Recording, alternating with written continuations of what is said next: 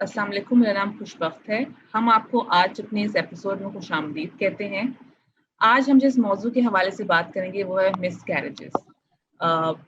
पहले हमारे साथ डॉक्टर समरीन जमाल मौजूद थीं, जिन्होंने हमारे साथ PCOS यानी पॉलिसिस्टिक ओवरी सिंड्रोम के हवाले से गुफ्तगू की थी, बात की थी हमारे पिछली एपिसोड में। आज डॉक्टर समरीन हमारे साथ फिर से मौजूद हैं और आज फिर से उसी तरह का बहुत ही इम्पोर्टेंट मौजू पे हमसे बात करेंगी। और डॉक्टर समरीन, आपका बहुत बहुत शुक्रिया हमारे साथ थैंक फिर यू सो से मच। एग्री करने के लिए कि आप हमारे साथ फिर से पॉडकास्ट कर रही हैं। नहीं जी, thank you so much for inviting me for such an important topic. बिल्कुल। अपने लिसनर्स को मैं बताते चलूँ कि डॉक्टर समरीन जो हैं वो गायनेकोलॉजिस्ट हैं और वो जद्दा यूनिवर्सिटी हॉस्पिटल सऊदी अरब में अभी करंटली प्रैक्टिस कर रही हैं। अपने एपिसोड को हम शुरू करते हैं। पहला सवाल मैं आपसे पूछती हूँ डॉक्टर समरीन कि अगर आप थोड़ा-सा ये डिफाइन करें हमारे लिसनर्स को कि मिसकैरेज होता क्या है? इसके क्या मायने हैं?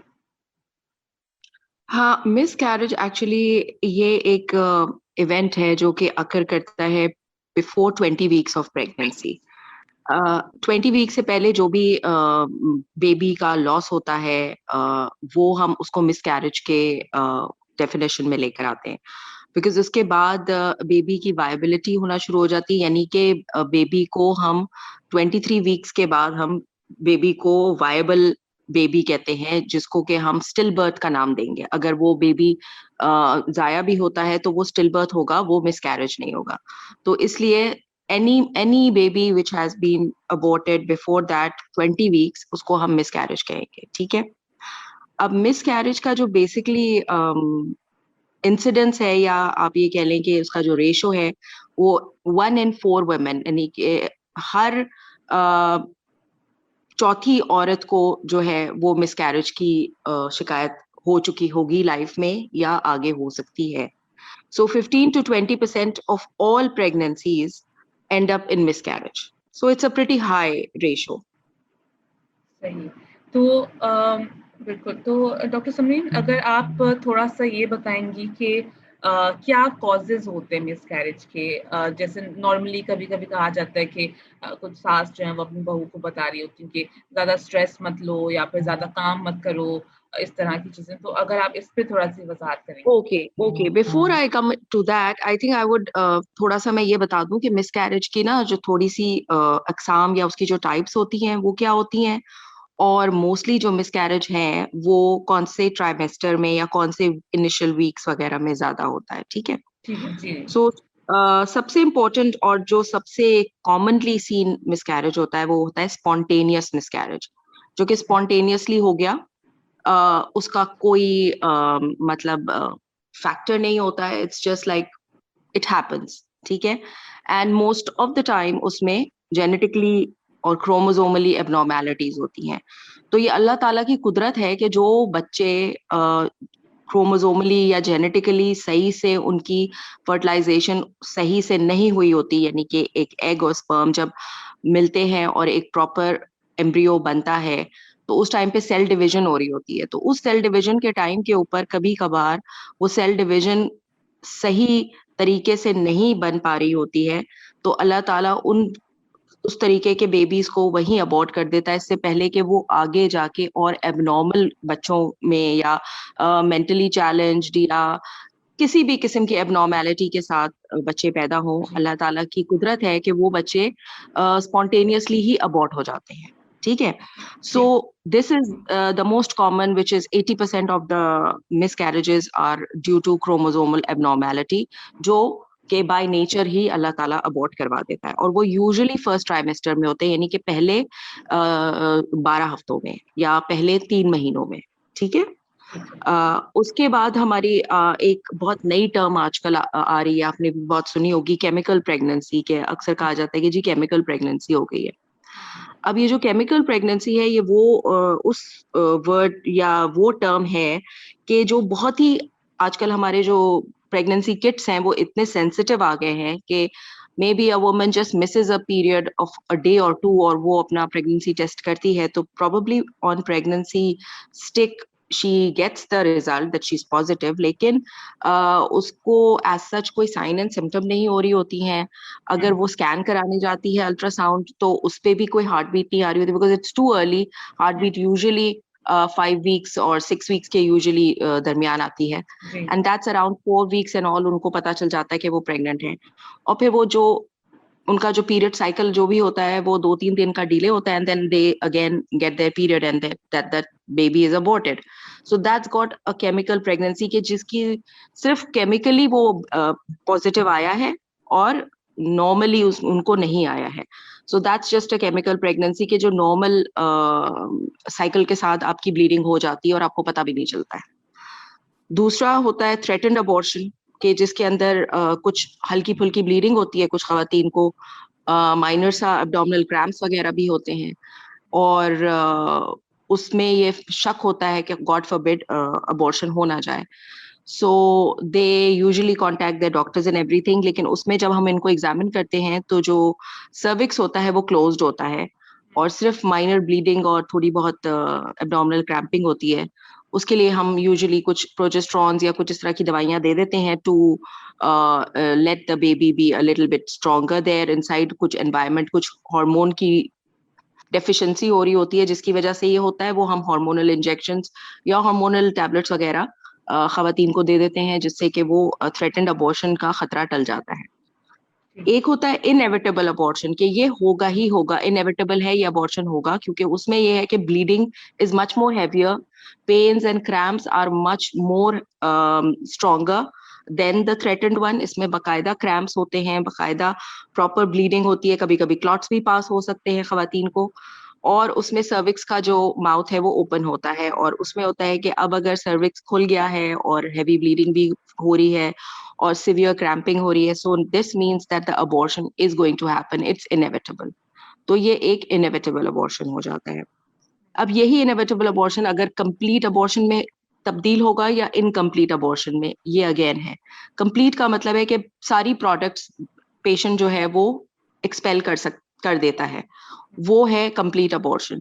लेकिन उसके लिए भी हमको अल्ट्रासाउंड से उसको चेक करना पड़ता है कि उसकी यूट्राइन कैविटी एम्प्टी है, अंदर कोई प्रोडक्ट्स रह तो नहीं गए, कोई टिश्यू रह तो नहीं गया है, because then again she will keep on bleeding. तो उसको हमें वेरीफाई करने के लिए अल्ट्रासाउंड करना पड़ता है. और कभी कभार ये होता है कि खवातीन half of the product expel करती हैं और हाफ उनके यूट्रस में ही रह जाता है, and they keep on trickling and they keep on having दो स्पॉटिंग्स. तो अल्ट्रासाउंड करते हैं तो पता चलता है कि they are retained products still in the uterus and they need D and C. फिर उनको सर्जिकली डीएनसी करके हमें रिमूव करना पड़ता है उन प्रोडक्ट्स को, और यूट्रस को एम्प्टी करना पड़ता है. So these are the main types that I have told you. अब बाकी आगे आप जो बोल रहे थे कि कॉजेस क्या है. कॉजेस देखो, सबसे इंपॉर्टेंट कॉज जो मैंने तुम्हें शुरू में ही बताया, these are the chromosomal abnormalities, जिसकी वजह से more than 80% of the abortion takes place. तो ये क्रोमोसोमल एबनॉर्मेलिटीज के लिए भी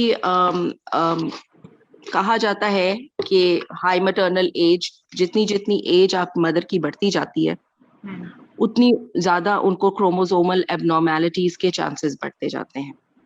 And it is not only on maternal age, newer studies are seeing that paternal यानी कि father की age भी इसमें part play करती है. If the father is also on a higher age side, like above 40 or something, the sperm quality उनकी भी decline होती है, और उनकी उसकी वजह से भी chromosomal abnormalities आ सकती हैं. So it's both from both the parents. It's not only कि mother को ही blame किया जाए कि it's because of higher maternal age, it could be due to higher paternal age as well. ठीक है. तो chromosomal abnormalities तो number 1 cause है जिसकी वजह से spontaneously miscarriage हो जाता है by nature. इसमें औरत का या किसी का भी कोई हाथ नहीं होता, और ना ही आप उसको रोक सकते हैं. वो एक रैंडम चीज है, वो हो जाएगी, क्योंकि अगर वो आगे प्रेगनेंसी बनती भी है तो वो प्रेगनेंसी नॉर्मल नहीं होती, तो कुदरत के कानून के मुताबिक वो अबॉर्ट हो जाती है. ठीक है. उसके अलावा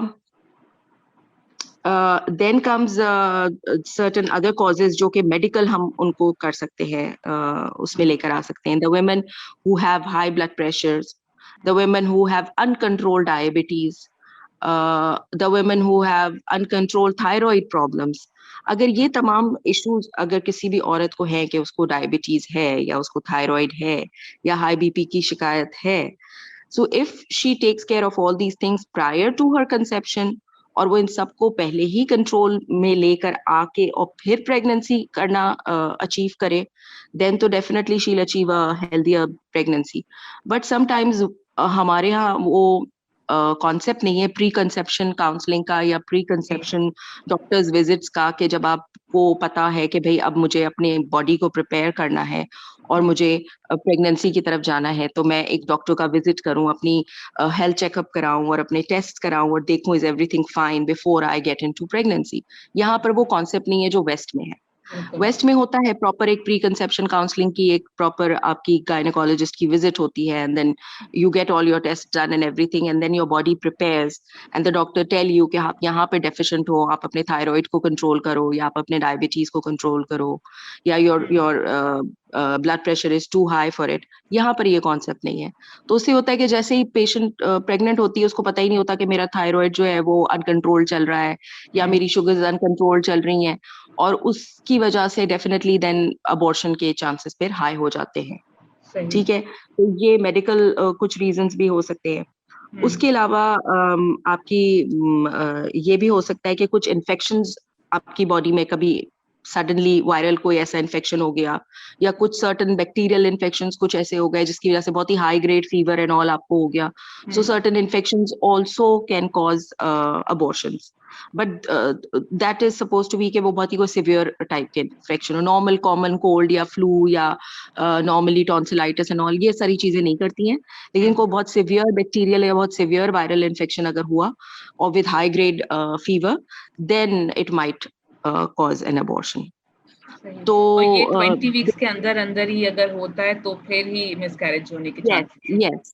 यस यस यस.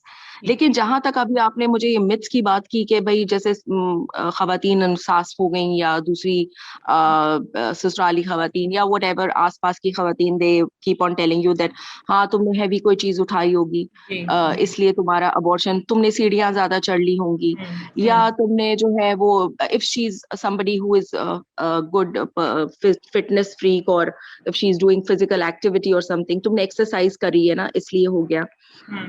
या समटाइम्स मतलब सेक्स को भी कहा जाता है कि ड्यूरिंग प्रेगनेंसी नहीं करना चाहिए, and if somebody has done it तो they put it on 8 kg, it might be due to that why you guys did it. तो इस तरह की काफी सारी मिथ्स हैं. They are not right. You can absolutely exercise during your pregnancy in a proper, obviously in a limit. She's not going to do a strenuous exercise knowing that she's pregnant. कोई भी औरत जाहिर उसको पता है कि मेरी प्रेगनेंसी है, वो बहुत स्ट्रेनुअस एक्सरसाइज तो करेगी नहीं. नॉर्मल फिजिकल एक्टिविटी आप कर सकते हो, नॉर्मल सीढ़ियां आप चढ़ सकते हो. वजन obviously if you are pregnant you are not going to hold something very heavy, but normally आप कोई हल्की जो भी चीज है वो आप उठा सकते हो. उससे आपका कोई प्रेगनेंसी लॉस का ताल्लुक नहीं है. और स्ट्रेस की भी जहां तक बात है कि कहते हैं कि जी तुम स्ट्रेस लेती होगी किसी चीज के ऊपर और तुम बहुत ज्यादा सोचती होगी और इस वजह से ही हो गया and all that. so many studies have been done on this correlation between stress and miscarriages, and there has not been proven once that stress plays a part in abortion. Stress किसी study में भी positive उसका correlation नहीं आया है कि वो abortion करा सकता है. So stress can not cause miscarriage. Only apart from these medical conditions जो मैंने आपको बताई या जेनेटिकली क्रोमोसोमल एब्नॉर्मेलिटीज, इसके अलावा कोई ऐसा कॉज नहीं है जो कि मिसकैरेज कर सकता है. ये तमाम मिथ्स हैं. सही. सो डॉक्टर समरीन, आपने बहुत अच्छे से एक्सप्लेन किया, बहुत clearly different types of miscarriages और क्या क्या कॉजेज हो सकते हैं. तो इसी के हवाले से आई थिंक आपने अपनी इसी कॉन्वर्सेशन में इस बात को आपने हाईलाइट किया, लेकिन अगर आप थोड़ा सा फिर बता दें स्पेसिफाई करके कि एक खातून जो है उनको कैसे जो है वो मालूम हो. कभी कभार ऐसा नहीं होता कि कभी कभार मिसकैरेज हो जाता है लेकिन बच्चा गिर जाता है लेकिन मालूम नहीं पड़ता, या फिर कोई ऐसे इनिशियल साइंस अगर कोई आ रहे हों जिसकी वजह से खातून को हो के शायद कोई मसला है तो वो कंसल्ट करें डॉक्टर को. क्या इस तरह की कोई सिचुएशन क्रिएट होती है? हाँ देखो, जिस तरह मैंने बताया कि जो इनएविटेबल मिस कैरेज है, उसमें definitely she is going to bleed more, she will have probably clotting as well, कि क्लॉट्स पास कर रही है, she will have more severe abdominal cramps and spasmodic type का पेन होगा उसको। So that will be quite एक bigger sign for her to understand कि कुछ obviously bleeding as such in pregnancy is an alarming sign, be it spotting, be it a brownish discharge or whatever. खवातीन काफी उसको देखकर परेशान हो जाती हैं कि प्रेगनेंसी में हमें स्पॉटिंग हो गई या हमें ब्लीडिंग हो गई या इवन ब्राउनिश डिस्चार्ज भी हो गया, तो दे डू गेट अलार्म्ड और डॉक्टर्स को कंसल्ट करती हैं आके कि हमें ऐसा क्यों हुआ। सो डेफिनेटली अगर तो उनको सिवियर ब्लीडिंग स्टार्ट हो जाती है तो वो तो डेफिनेटली दे नो कि अब मतलब रुक नहीं सकता, now this abortion has to happen. हाँ, और वो डायरेक्टली इमरजेंसी में आती हैं because at that time they are really bleeding profusely, so they end up in emergency. But if they are having a minor bleeding, हल्की फुल्की spotting हो रही है और या ब्राउनिश डिस्चार्ज हो रहा है या lower abdominal cramps like period like pain हो रहा है, हल्की फुल्की क्रैम्पिंग हो रही है, इतनी ज्यादा नहीं, so they might take an appointment with the doctor and they come in the doctors office, और उस टाइम आके वो अगर डॉक्टर को बताती हैं तो डेफिनेटली वही जैसे मैंने कहा, we do a checkup, internal checkup, और हम इंटरनली चेक करते हैं। अगर तो सर्विक्स क्लोज्ड होता है तो फिर हम पेशेंट को एज आई टोल्ड यू कि यूजुअली हार्मोनल डेफिशिएंसी होती है। प्रोजेस्टेरॉन एक हार्मोन है जो कि जो इम्प्लांटेशन को सपोर्ट करता है। यूजुअली ऐसी खवातीन में वो प्रोजेस्टेरॉन थोड़ा कम होता है और वो इम्प्लांटेशन पूरी तरीके से जो है वो स्ट्रांगली बैठ नहीं रही होती है। सो फॉर दैट हम उनको added progesterone externally through injectables या थ्रू टैबलेट्स देते हैं ताकि वो जो इम्प्लांटेड प्रेगनेंसी है वो प्रॉपर उसकी इम्प्लांटेशन हो जाए और प्रॉपर वो अपना स्ट्रेंथ पकड़ ले।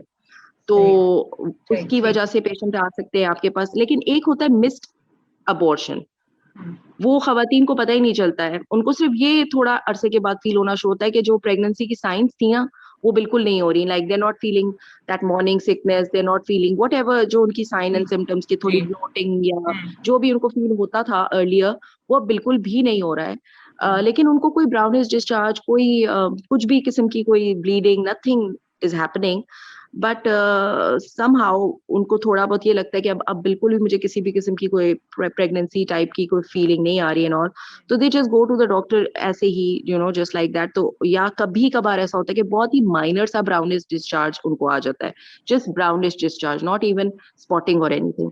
तो उसकी वजह से जब आप अल्ट्रासाउंड करते हैं तो पता चलता है कि baby has stopped growing at 4th week और 5th वीक, और हार्ट मतलब बेबी बना था, एक योक सैक बनी थी या एक जेस्टेशनल सैक बनी थी, बट उसमें कभी हार्ट बीट नहीं आई, उसमें कभी बेबी प्रॉपरली जो है वो ग्रो नहीं हुआ। तो उसको हम कहते हैं मिस्ड अबॉर्शन, कि वो बस बना, सैक बनी, जेस्टेशनल सैक आई, but there was no heart beat there. So then we tell them कि अब बेबी है तो inside but we need to abort it। फिर हम उसको मेडिकली अबॉर्ट करते हैं by giving them certain medicines के जिसकी वजह से वो फिर मेडिकली अबॉर्ट किया जाता है ऐसी प्रेगनेंसीज को। ठीक है। सो डॉक्टर समरीन, थोड़ा सा अगर आप इस बारे में बात करें कि अगर मिसकैरेज हो जाता है, ठीक है, इनएविटेबल मिसकैरेज हो या स्पॉन्टेनियस मिसकैरेज हो किसी भी किस्म का, तो उसके बाद फिर क्या होता है? मदर पे क्या असरात आते हैं, बेबी पे क्या असरात होते हैं, मतलब उसके नेक्स्ट स्टेप्स अगर आप मदर के लिए बताएं तो कि क्या करना चाहिए खातून को? देखो, बेबी का तो obviously baby has been aborted. Usually होता है कि अगर तो बेबी प्रॉपर एक पूरी सैक में नहीं डिलीवर हुआ तो usually we don't hand over that embryo to the parents और व्हाटएवर, बिकॉज वो पूरी सैक में नहीं निकला है। तो मोस्ट ऑफ द टाइम वो टिश्यू के फॉर्म में या पीसेस के फॉर्म में निकलता है, because it's not completely made at that time, it's very raw, it's very initial, so it's not a proper baby as such के जो हम हैंड ओवर कर सके पेरेंट्स को, it's just tissues। तो वो टिश्यूज यूजुअली हम लैब में भेजते हैं टू काउंटर चेक के इस टिश्यू के अंदर मतलब वो एम्ब्रियो टाइपिंग या क्रोमोसोमल टाइपिंग हम उसको कहते हैं, पता चलता है कि कोई क्रोमोसोमल एबनॉर्मेलिटी थी अगर तो वो फिर हम मदर को या उसकी फाइल में लिख देते हैं कि जी जो previous pregnancy was lost due to chromosomal abnormalities, तो वो टिश्यू हम लैब में सेंड करते हैं to get chromosomally tested, or for that matter tested for any infection or for anything to find out the cause of abortion. ठीक है, तो वो हिस्टोलॉजिकली हम उसको लैब में भेज देते हैं। लेकिन अगर वो थोड़ा लेटर स्टेज ऑफ प्रेगनेंसी है, probably like I said towards 20 or 19 20 weeks, और पूरा ही बेबी सैक के साथ अबॉर्ट किया गया है, मतलब प्रॉपर एम्ब्रियो पूरा बाहर निकला है, not in the tissue form, तो फिर हम वो मदर और पेरेंट्स से पूछ लेते हैं कि if they want to get it for burial और समथिंग, ऑल्दो अभी जिसे कहते हैं उसमें जान नहीं आई होती है, 23 वीक्स के बाद वायबल प्रेगनेंसी होती है, बिफोर दैट उसमें जान एज सच नहीं आई होती है कि आप उसको प्रॉपर बरियल करें and all that, but still if they want it we do give it to them. Otherwise if they say कि नहीं जी you can give it to the lab and get it tested and everything, तो फिर हम उसको भी lab में testing के लिए दे देते हैं। सो बेबी का तो ये हो जाता है। बाकी मदर्स के लिए definitely mothers miscarriage is also something के जिसके अंदर आपको नॉट ओनली के किसी का अगर स्टिल बर्थ हुआ है या किसी का बेबी जो है वो आईयूडी हुआ या इंट्रायूट्राइन डेथ हुई है किसी बेबी की, तो ऐसी मदर्स को हम ग्रीविंग के लिए डेफिनेटली टाइम देते हैं, बट मिसकैरेज मदर्स को हम ग्रीविंग के लिए टाइम नहीं देते। But I mean in west जिस तरीके से जो मिसकैरेज मदर्स होती हैं उनको भी प्रॉपर ग्रीविंग पीरियड दिया जाता है, that you have lost a baby, whether it was completely formed or whether it was not completely formed, you were pregnant, you were becoming a mother, you were going through that process and you lost that baby, so you need to grieve. You need to have that period, that time to grieve for the loss of your baby. ठीक है, तो वो हमेशा mother's को आपको देना चाहिए और मदर्स की बॉडी को प्रिपेयर करना चाहिए for the next pregnancy. You just can not tell her कि अभी तुमने एक बेबी लूज किया है, कोई मसला नहीं है, अगले महीने अगेन ट्राई करना और अगेन। सो डॉक्टर समरीन, इसी से अटैच्ड ही मेरा दूसरा सवाल है कि इसी मिसकैरेज के बाद फिर एक खातून को दोबारा बेबी के लिए कब ट्राई करना चाहिए? हाँ exactly, I am coming to that. तो सबसे पहले तो ये जो मदर को थोड़ा स वक्त मेंटल और इमोशनल और फिजिकल हर किस्म की सपोर्ट की जरूरत होती है, because obviously her body has gone through something, her physically and her mental emotions are also at the moment very sensitive. She has lost a baby, she is in a grieving condition. तो आप इस time पे आप उसको नहीं कह सकते immediately कि आप दोबारा प्रेगनेंसी के लिए करो, because her body is not ready for another pregnancy at the moment and she might end up in having another miscarriage, because as I said कि बॉडी को प्रिपेयर करना बहुत जरूरी होता है for a new pregnancy. So again, we have to look into the matter कि pregnancy loss का cause क्या था। अगर तो वो कोई medical condition, like if she was a diabetic mother and she had uncontrolled sugars during that time and maybe उसकी वजह से उसकी pregnancy lose हुई है, तो we need to give her time कि उसकी डायबिटीज कंट्रोल में आए, उसका थायराइड, उसकी दवाइयाँ उस हिसाब से हम वो करें, मॉनिटर करें और लेकर आए उस सर्टेन डोज के ऊपर के जिसके ऊपर वो कंट्रोल्ड थायराइड है या कंट्रोल्ड ब्लड प्रेशर है, ताकि एक गुड एनवायरनमेंट और हेल्दी एनवायरनमेंट में अगर वो प्रेग्नेंट होगी तो baby will also be a healthy baby. अगर बॉडी ही मदर की हेल्दी नहीं होगी, उसमें प्रॉब्लम्स इन द सेंस के अनकंट्रोल्ड डिजीजेस चल रही हैं, क्रॉनिक डिजीजेस, तो बेबी कैसे ग्रो कर पाएगा? So we need to look into that matter. अगर कोई प्रीवियस इन्फेक्शन ऐसा था, कोई हिस्ट्री थी प्रीवियस इन्फेक्शन वगैरह की, तो वो देखना कि आगे वो मजीद को ऐसा रिस्क फैक्टर ना हो कि she might end up into that. If there are certain vaccination for anything she might get those, जैसे रुबेला वगैरह है, अगर रुबेला की वजह से, जो कि जर्मन मीजल्स कहलाता है, उसकी वजह से हुआ है, तो वी टेल हर कि आप वैक्सीनेट कराओ prior to pregnancy and then probably she will not end up having miscarriage inshallah because she's been vaccinated now against.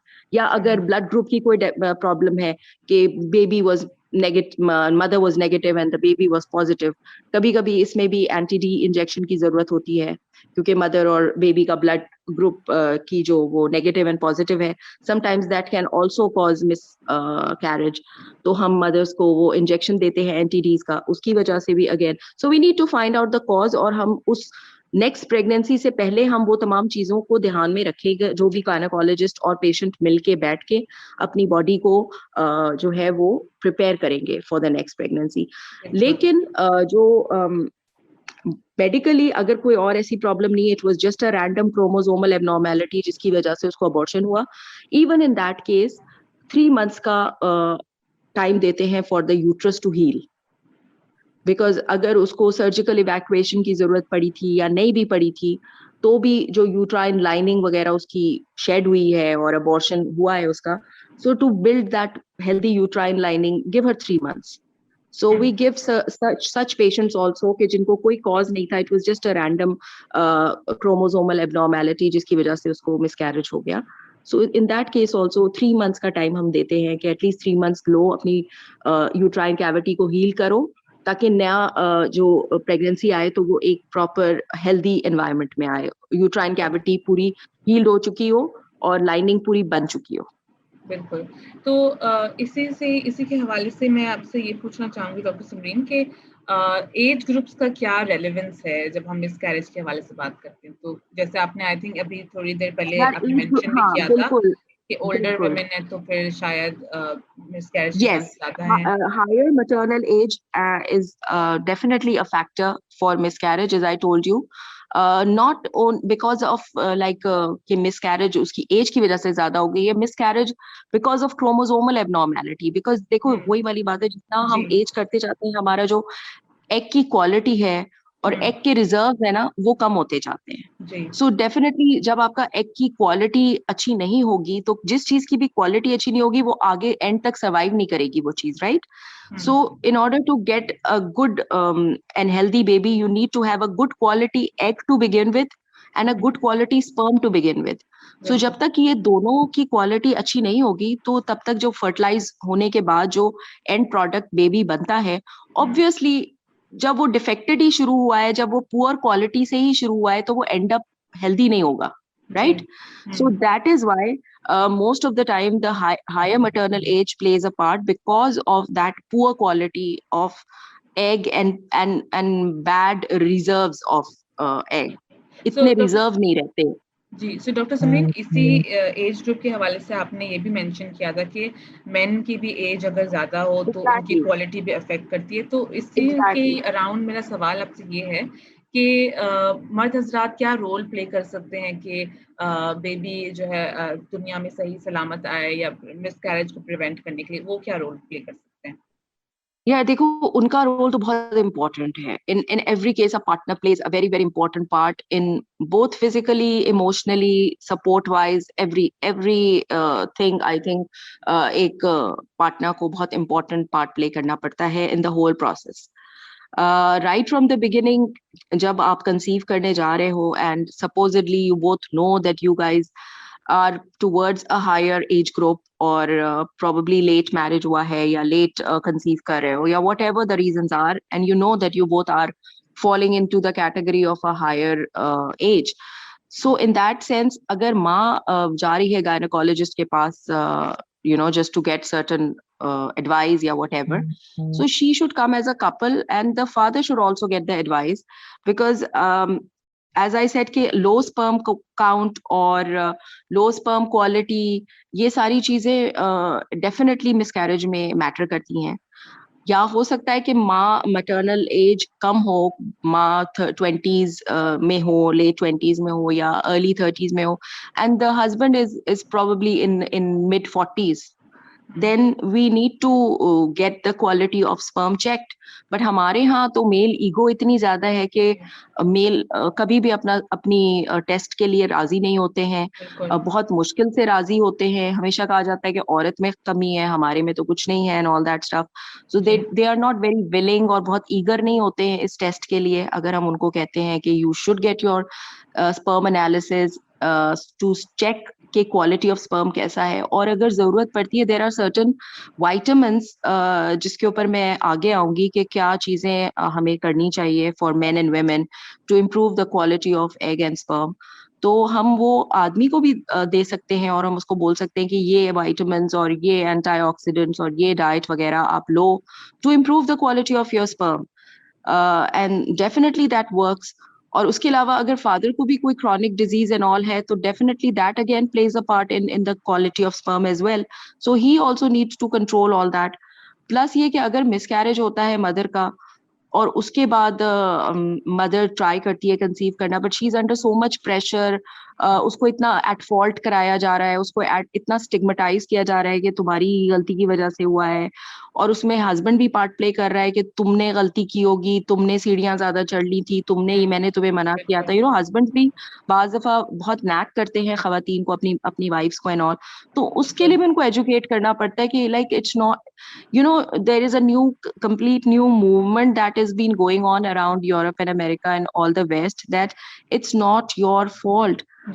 A woman has been told this million times that miscarriage is her fault. It's not her fault. It is not her fault. ये हमें reassure बार बार उसको कराना पड़ेगा, क्योंकि वो इतनी guilt में वो बेचारी रहती है, that woman, that she keeps on blaming herself. वो खुद अपने आप को ब्लेम कर रही होती है कि हाँ मैंने ही ये किया था, हाँ मेरी वजह से हुआ होगा, मैंने ही कोई गलत किया था, मैं वर्किंग मॉम हूँ, मैं काम पे क्यों जा रही थी, मुझे छुट्टी ले लेनी चाहिए थी, मुझे काम नहीं जाना चाहिए था, मेरी सास कह रही थी ना तुम छुट्टी ले लो, मेरा हस्बैंड कह रहा था काम छोड़ दो, पर मैंने काम नहीं छोड़ा, and I kept on working and I aborted it, is because I was working. She keeps on blaming herself for petty reasons, for stupid reasons that don't even exist, कि जिसकी वजह से ऐसा हुआ होता है। So we need to reassure her all the time कि ये तुम्हारी गलती नहीं है, it's not your fault at all। तो यहाँ पर भी हस्बैंड पार्ट प्ले कर सकते हैं कि वो अपने घर वालों को, सराउंडिंग में जितनी औरतें हैं उनको कह सकते हैं कि ये इसकी गलती नहीं है, it was meant to happen, ये हो गया, इसमें मेरी भी गलती हो सकती है, इसमें कुछ डिजीज पार्ट प्ले कर सकती है, और अगर कुछ भी ऐसा नहीं है, everything is fine, so it's just random chromosomally जो 80% से ज्यादा पार्ट प्ले करता है। बिल्कुल वही बात है डॉक्टर समरीन कि हमारे माशरे में वैसे ही जो है इतना प्रेशराइज किया जाता है खवातीन को इन मामलात के हवाले से, और वही बात है कि अवेयरनेस इतनी नहीं है, और कोई बिल्कुल मेल ईगो की आपने जो बात की, या फिर मर्द हज़रात अपना चेकअप नहीं करवाना चाह रहे हैं, तो ये तमाम चीजें जो हिंड्रेंस क्रिएट कर रही होती हैं। तो एग्जैक्टली बिल्कुल, तो इसी के साथ एक और मेरा आपसे सवाल होगा कि क्योंकि पेंडेमिक चल रहा है, कोरोना वायरस का खदशात है, तो कोविड-19 का क्या इम्पैक्ट है उन खवातीन के ऊपर जो जिनका मिसकैरेज हो चुका है या हुआ है उसकी वजह से, या फिर क्या बेसिकली क्या इम्पैक्ट पड़ता है? देखो कोविड-19 की जो अभी तक जितनी भी अभी रिसर्चेस आई हैं रिलेटेड टू प्रेगनेंसी, उसमें अल्हम्दुलिल्लाह that's a very good news कि कोविड-19 has not been related anywhere with abortions. कोविड-19 अबॉर्शन नहीं कराता।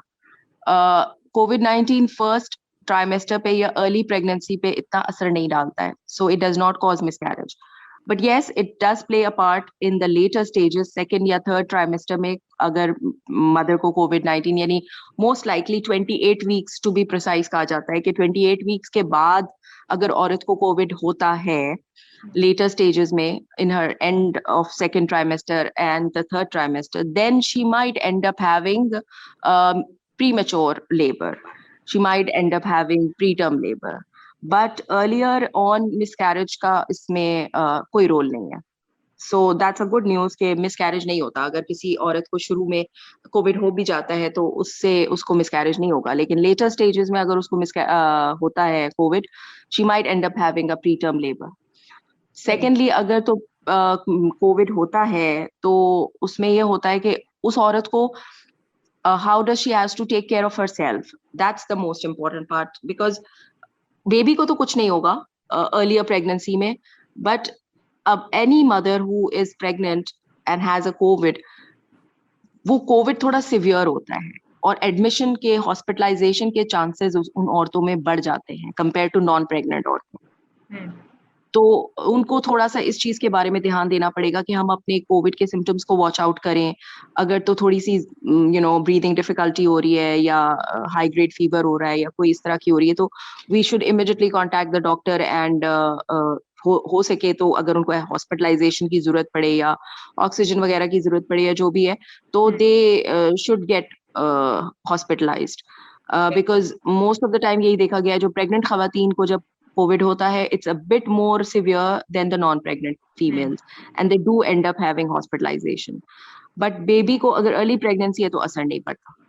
दूसरा ये कि सिर्फ और सिर्फ जो सराउंडिंग में अगर किसी को कोविड है और मदर प्रेग्नेंट है, उसमें उसको थोड़ा सा ध्यान रखना चाहिए कि ऐसी एनवायरनमेंट में अगर आपकी फैमिली में किसी को कोविड हो गया है तो आप अपने आप को डेफिनेटली आइसोलेट करें, सोशल डिस्टेंस करें, stay away from those people. और उन लोगों को भी चाहिए कि वो ऐसी खवातीन जो प्रेग्नेंट है उनसे डेफिनेटली वो अपने आप को अलूफ रखें।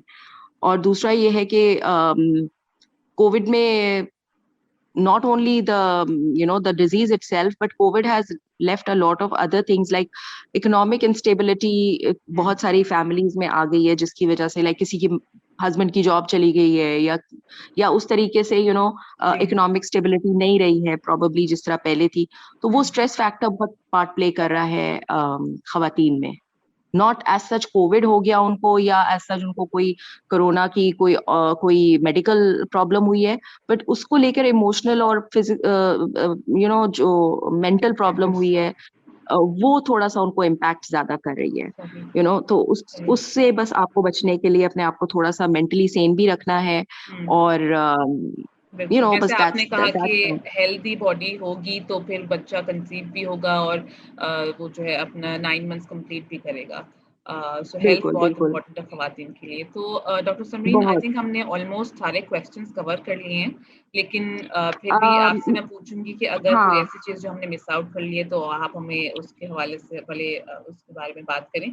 आई थिंक हमारे पास सिर्फ 5 मिनट्स रहते हैं, so I think we have to wrap up. सही है। मैं थोड़ा सा बस ये बताना चाहूंगी कि जो हायर मैटरनल एज या पैटर्नल एज हो उनको क्या थोड़ा सा अपने बॉडी को बेटर करने के लिए क्या करना चाहिए, और थोड़े से पहले अपने आप की बॉडी को हर खवातीन को देखना चाहिए कि हमारे अंदर कोई न्यूट्रिशनल डेफिशिएंसीज तो नहीं है। अपनी स्पेशली आजकल विटामिन डी को बहुत ज्यादा लिंक किया जा रहा है to abortion for both male factor and for female factor. So vitamin D के लेवल्स दोनों पेरेंट्स को कराने चाहिए, और दोनों पेरेंट्स को ही विटामिन डी अगर डेफिशिएंसी है तो विटामिन लेना चाहिए। प्लस अगर कोई और मैल न्यूट्रिशन या कोई और उनको प्रॉब्लम है विटामिन बी की है या किसी और चीज की है, वो भी डेफिनेटली करें, but vitamin D is number 1 cause of abortion for both the side. Secondly, smoking plays again a very important part. अगर माँ स्मोकर है या बाप स्मोकर है या इवन माँ को सेकेंड हैंड स्मोक मिल रही है from the husband, again that hampers the quality of her eggs and the sperm quality definitely if a man is smoking. So prior to getting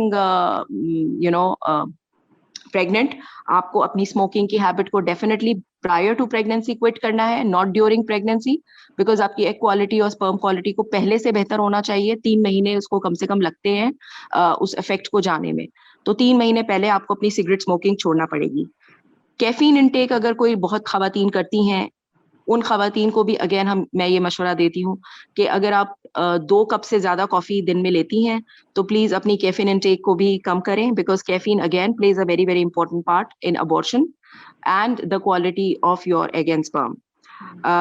Then if you are on any certain medications, prior to getting pregnant, get those medications checked from your doctor कि कहीं वो कोई teratogenic medication तो नहीं है, कोई ऐसी तो नहीं है जो abortion कर सकती हैं या बच्चे की growth के ऊपर affect कर सकती हैं। अगर आप blood pressure है आपको या diabetes है या thyroid है तो वो safe pregnancy safe medicines भी आती हैं, आप उनके ऊपर switch कर दिया जाता है आपको। अगर आप conceive करना चाह रहे होते हैं तो get yourself checked, your medicines and everything checked before getting pregnant. Plus there are certain uterine and certain cervical deformities, तो प्रेगनेंसी से पहले खवातीन को अगेन मैंने जैसे कहा कि गायनोकोलॉजिकल चेकअप कराएं। कभी कभार यूट्रस में सेप्टम होता है, कभी कभार यूट्रस में हॉर्न्स होते हैं एक्स्ट्रा, वो चेक करवाएं। अगर ऐसी कोई चीज है जिसकी वजह से प्रेगनेंसी नहीं हो पा रही, बार बार मिसकैरेज हो रहा है, तो कोई बाय बर्थ कोई यूट्राइन डिफॉर्मिटी है या कुछ और ऐसी चीज है, वो चेक करवाएं। तो these are certain risk factors जो कि अपने चेक करवा लो प्रायर टू प्रेगनेंसी, ताकि आगे प्रेगनेंसी लॉस ना हो। और डाइट की मैं अगर बात करती हूँ तो ऐसी डाइट खाओ जो कि एंटीऑक्सीडेंट है, जो कि हम रेनबो डाइट कहते हैं, कलरफुल डाइट है, रेड ऑरेंज ग्रीन इस तरह के वेजिटेबल्स एंड फ्रूट्स ज्यादा लो, रेनबो डाइट ज्यादा लो। हाँ, सो वो एंटी इन्फ्लेमेटरी भी और एंटीऑक्सीडेंट होती है, दैट्स रियली गुड। और high in vitamin D eggs हैं, फिश है, सामन वगैरह, इस तरह की जो high vitamin D rich foods हैं। सर्टेन गुड सीड्स हैं, chia seeds, flax seeds, good क्या नाम है इसका, नट्स हैं, कैशूज वगैरह, पिस्ताशू, ये हैंडफुल रखो. So again they are antioxidant, full of antioxidant. तो इस तरह की डाइट लो तो definitely you will end up having a healthier pregnancy. बिल्कुल बिल्कुल. सो इसी के साथ हम अपने एपिसोड के इख्तिताम पे आप पहुंचे. डॉक्टर समरीन, आपका बहुत बहुत बहुत शुक्रिया. आपने इतना डिटेल में बहुत कॉम्प्रिहेंसिवली एक्सप्लेन किया. आई एम श्योर हमारे लिसनर्स से बेनिफिट करेंगे. सो थैंक इंशाल्लाह. You so much doctor Samreen. Thank you so much. Thank you for inviting and hopefully इनको थोड़ा सा फर्क पड़े इन चीजों से. I hope, I just want to get my women aware. I hope so. बिल्कुल, एब्सोल्युटली.